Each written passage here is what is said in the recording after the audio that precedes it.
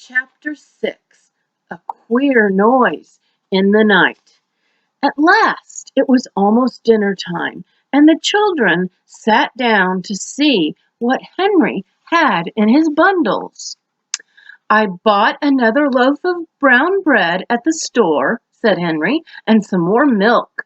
Then I bought some dried meat, because we can eat it with our hands, and I bought a bone for Watch."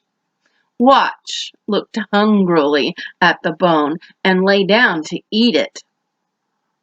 Jessie got out 4 cups and bowls and put some milk in each one. Then the children put in little pieces of brown bread and began to eat it with their new spoons.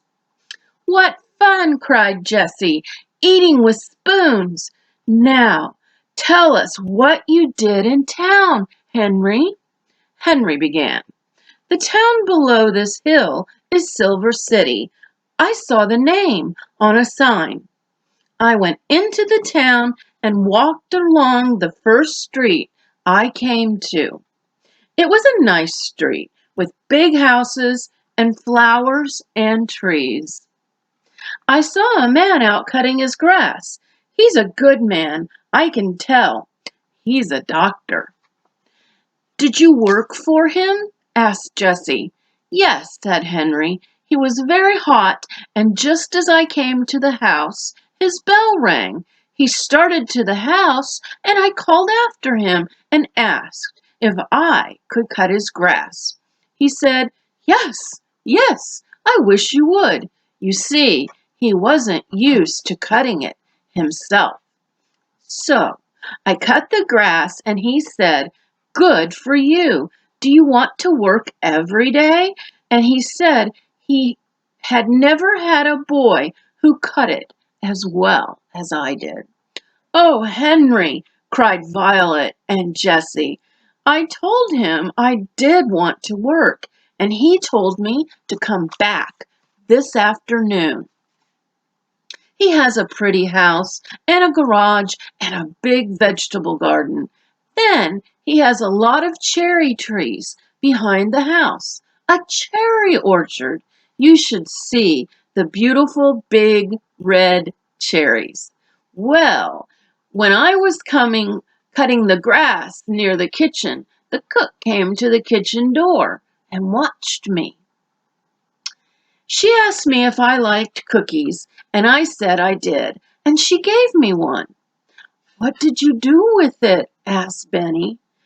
"When she went back into the house, I put it in my pocket," said Henry, laughing. "Did she see you?" cried Jessie. "Oh, no," said Henry. "I played I was eating it. For a long time I carefully ate away at nothing at all." Benny began to look at Henry's pocket. It did look very funny. Henry went on. "When I came home, the doctor gave me $1, and the cook gave me this bag." Henry laughed at Benny and pulled the bag out of his pocket. In it were 10 delicious brown cookies. "Oh, oh," cried Benny. "Please, Jessie, let's have the cookies for dinner." "Yes, indeed," said Jessie. Then Henry opened his last bundle. "I thought we ought to have a tablecloth," he said.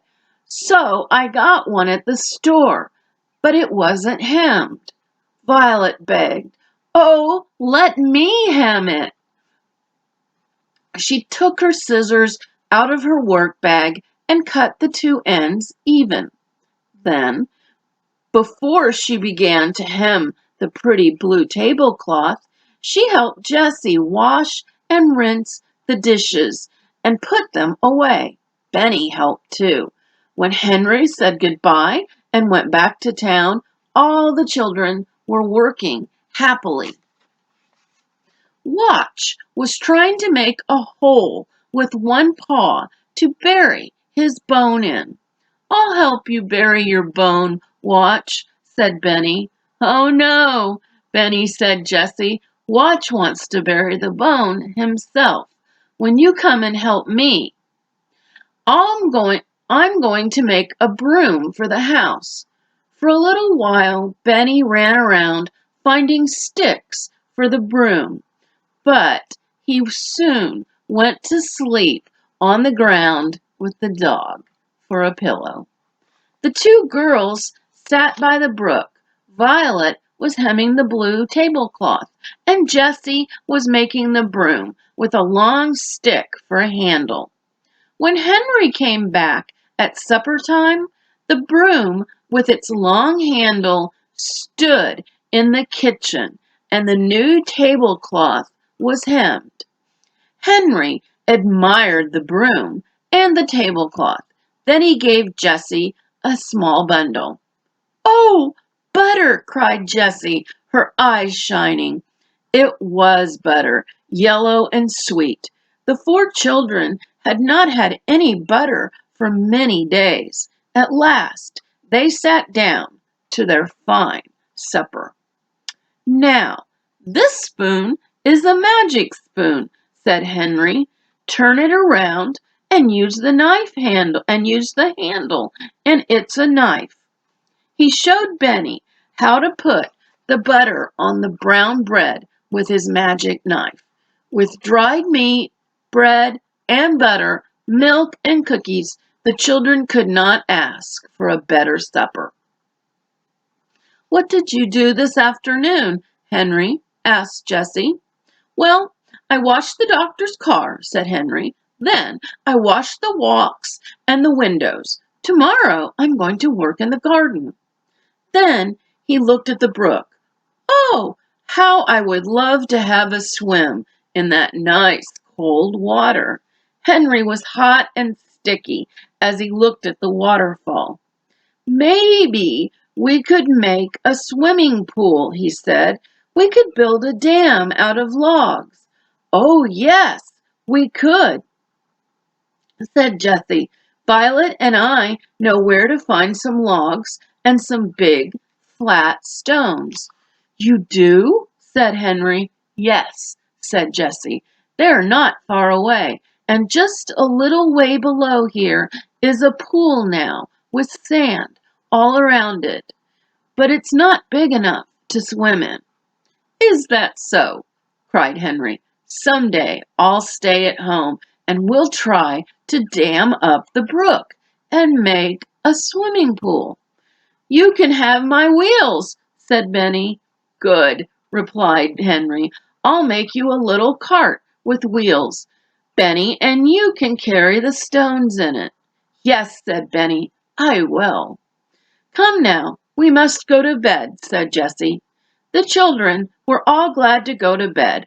They stood on the stump and climbed into their new house. And they all went to sleep but Henry. He was thinking about the new swimming pool. All at once he saw that Watch was not asleep. Henry patted the dog and said, "Lie down, Watch." But Watch did not lie down. He began to growl softly. "Shh," said Henry to the dog. He sat up. Jessie sat up. "What is it, Henry?" she whispered. "I don't know," replied Henry. He was frightened. "I think Watch hears something in the woods." "Let's close the door," said Jessie. "I'm afraid." The two children closed the heavy door softly. Then they sat still and listened, but they did not hear anything. "Lie down, Watch," said Jessie again. "Go to sleep." But Watch did not go to sleep. He growled again. "Maybe someone is in the woods. Maybe someone wants to hide in this car," whispered Jessie. "Maybe," said Henry. "There is something out there that the dog doesn't like." Then he heard a stick crack and Watch barked. "Shh!" Jessie put her hand over his mouth. Is there someone out in the woods? He knows there is a dog in this boxcar, said Henry. He took the new broom in his hand and waited, but nothing came. Nothing at all. The two children waited and waited. Violet and Benny slept through it all. I'm going to open the door now, said Henry. Then opened the door softly and listened. The dog sniffed a little.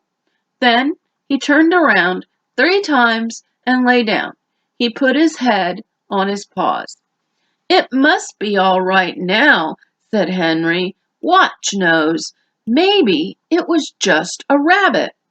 At last, they all went to sleep and slept until morning.